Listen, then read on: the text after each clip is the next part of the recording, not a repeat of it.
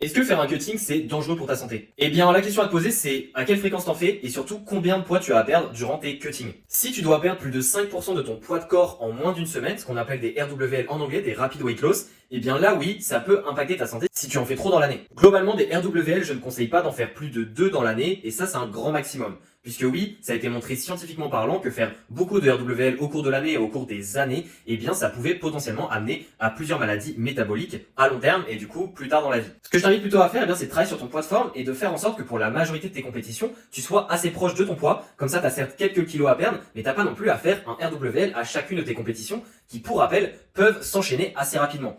Un de mes combattants, par exemple, a 4 compétitions le prochain mois, et donc on pourrait jamais se permettre de faire 4 RWL, ça serait beaucoup trop compliqué, mais surtout beaucoup trop dangereux pour sa santé. Donc si tu veux mon avis sur ton poids actuel par rapport à ta catégorie actuelle, et si ça passe ou pas à long terme pour justement ta santé, mais aussi pour ta performance, eh bien n'hésite pas à commenter poids, et je t'envoie un message pour qu'on en discute ensemble.